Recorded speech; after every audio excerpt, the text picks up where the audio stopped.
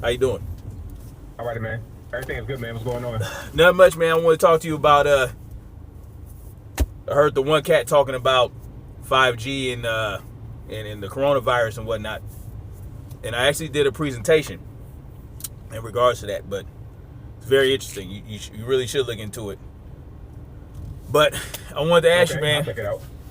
I wanted to ask you. So we all agree that we love freedom, right? Sure. Yeah. Okay.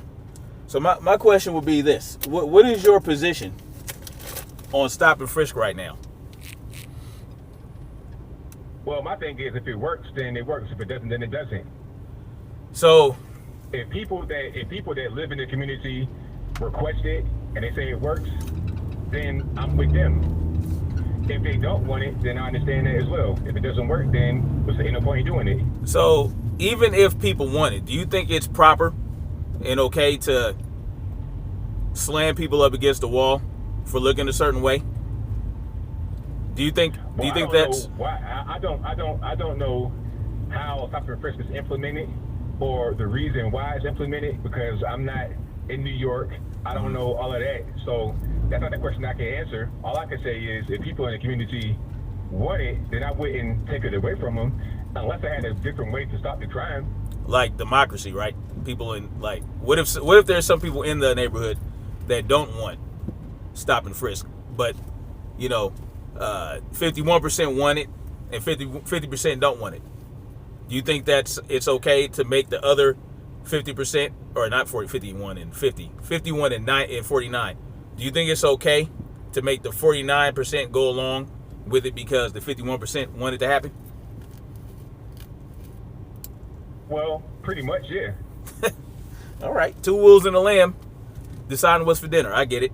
So So I mean, at what point, like let's say, like at what point, like let's say it's 90%. Would that be fine to say? No, absolutely 90% not. in the community. So you're gonna just disregard the wishes of your constituents if you're an elected official? You would just say, well, the hell with y'all know what you want.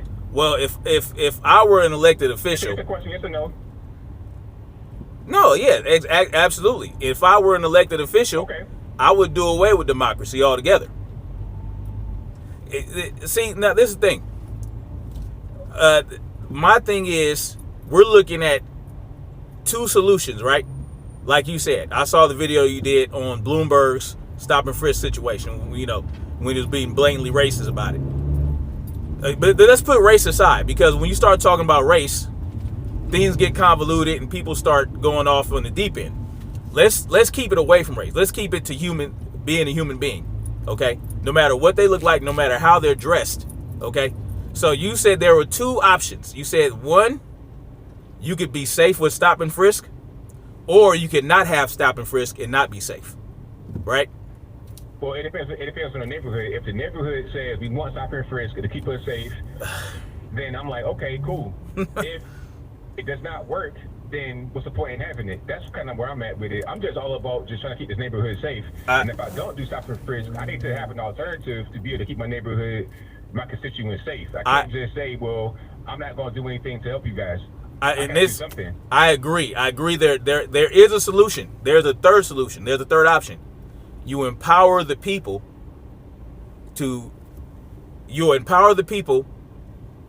in that neighborhood so that they can keep themselves safe, right?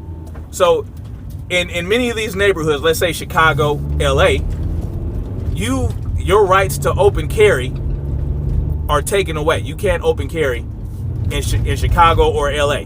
And this is where a lot of the violence happens, right? But if people had their rights to keep and bear arms 100%, you empower those people and they could take care of the riffraff in those neighborhoods. You understand what I'm saying? Like, let's say, for instance, so you have states in like Georgia where there's an entire community that open carry all day, every day. There's zero crime practically, right?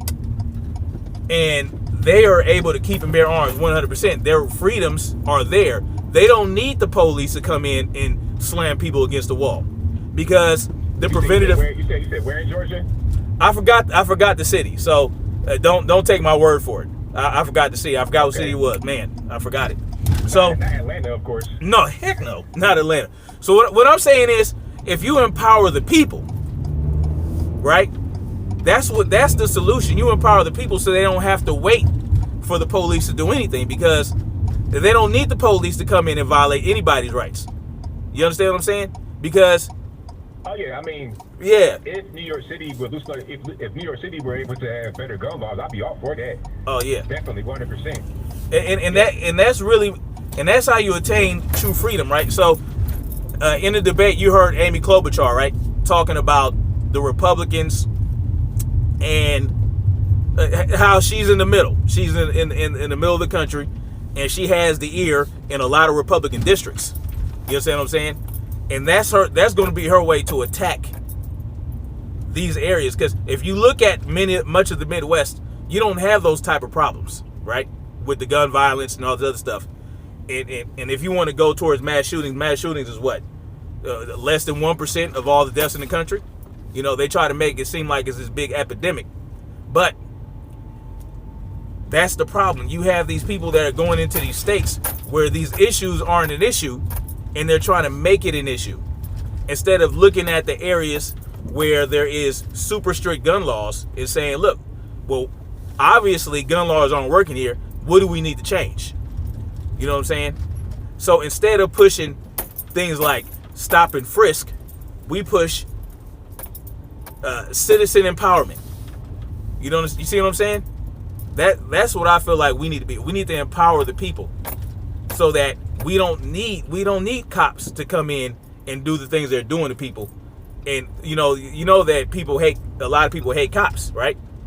You know what I'm saying? But if the people were empowered and the police weren't needed as much, or if the people in those neighborhoods actually became part of some type of security force for their own neighborhood, like, you know, in some cities or in some small towns, they have private police forces that are paid for by the citizens.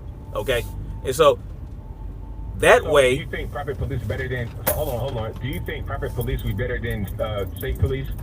And if so, why? I feel yes, absolutely. You know why? Because there would be competition. There's no competition with state police. There's no competition with city police. The city police and the state police can do whatever they want to you and get away with it because they know that, oh, there's not going to be another private force that can come in and take the job away. So, like for instance, in Detroit, there's no accountability. There's no. Oh, of course, there's police. I don't. There's not much cut. So when you say they can do whatever they want to you and get away with it, that's not really true. It may happen occasionally, but it's not true as a general statement, because you just say there's accountability. So that statement is false. No, it's not. They can get away with it sometimes, but that could be the same case when you're talking about private as well, because people can get off on things that they probably shouldn't be getting off on, like a private citizen would. Well, guys you know, that should be in jail that are in jail in cases and stuff like that. All I said was that the police can get away with it. I didn't say they get away with 100% of everything. I didn't say that.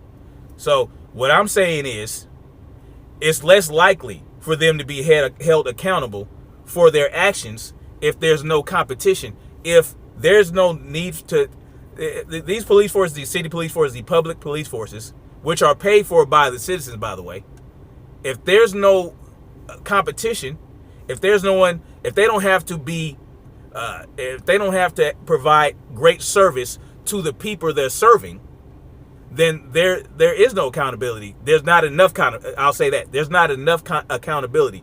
But if you have competition, if you know, okay, if we don't do the right thing, then the citizens within this city or town can get rid of us, then we need to do the right thing. So like, for instance, in Detroit, when Detroit went bankrupt, what did the police say? The police chief say? He said, look, a lot of the police are leaving the city, so you need to get your firearms and be ready to defend yourselves. And the police started leaving in droves, and the response time was 2 days at some point. So you know what Detroit did?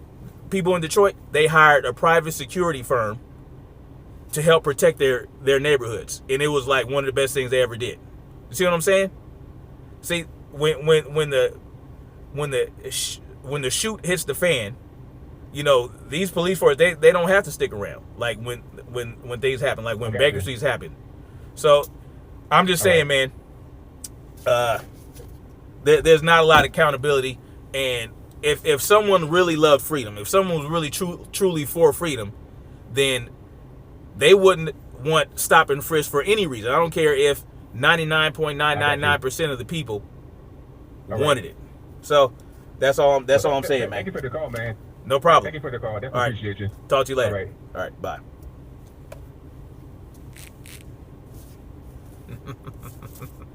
Snapping the collar. So yeah, you know, I'm back on my shit. You know, back on it. You know, I have to hold these people accountable. You got people like, you know, ABL, smart dude, right? But I got to hold his feet to the fire. When he says that he's a proponent for stop and frisk and the reasons he gave for that, man, I mean, there's something wrong with that. So I had to call him and say, what's up with that? So, you know, that's where I'm at with it. Y'all let me know what y'all think. Do y'all agree with him? Do y'all think that if 99.999% of the people said that they want to stop and frisk and 1,000% of the persons, like, y'all get what I'm saying? It's not freedom. That is not freedom. Okay? So anyway, let me know what y'all think in the comment section, and I'll holler at y'all later.